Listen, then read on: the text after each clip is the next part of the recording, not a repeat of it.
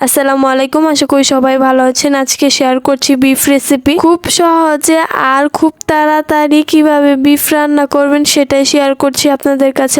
আজকে রান্নাটা করছে আমার ছোট কাকি। আর এখানে 3 কেজি বিফ নেওয়া হয়েছে আর 2 থেকে 3টা বড় বড় আলু কেটে নেওয়া হয়েছে। এবার বিফটা ম্যারিনেট করে নেব। এখানে বিফ আর আলু ধুয়ে পরিষ্কার করে রেখে দেওয়া হয়েছিল। এবার পেঁয়াজ কুচি, মরিচ কুচি, আদা রসুন বাটা, জিরা বাটা, এলাচ দারচিনি বাটা আর কিছু আমান, এলাচ দারচিনি আর তেজপাতা দিয়ে দেওয়া হয়েছে। আর পরিমাণ মতো দেওয়া হয়েছে লবণ। আরও দিচ্ছে ধনিয়া গুঁড়ো, হলুদ গুঁড়ো, মরিচ গুঁড়ো আর সয়াবিন তেল দিয়ে এবার ভালোভাবে মেখে নিচ্ছে। ম্যারিনেট করা বিফটা 5 মিনিট রেস্টে রেখে দিয়েছিল। 5 মিনিট পর এখানে প্রেসার কুকারে বসিয়ে দিয়েছে আর সামান্য একটু পানি দিয়ে গ্যাসের চুলায় বসিয়ে দিয়েছে। খুবই অল্প সময়ে 5 থেকে 6টা সিটি দিলে আমাদের বিফ একদম রেডি। দেখেন কালারটা কত সুন্দর এসেছে। আমি চামচের সাহায্যে নেড়ে চেড়ে দেখিয়ে দিয়েছি। রান্নাটা কিন্তু একদম কমপ্লিট। আর প্রেসার কুকারে বিফ রান্না করলে কিন্তু বিফটা খেতে অনেক মজা হয়। আর এই বিফ রান্না খেতেও কিন্তু অনেক মজা হয়েছিল। তো আজকে এ পর্যন্ত, সবাই ভালো থাকবেন। আল্লাহ হাফেজ।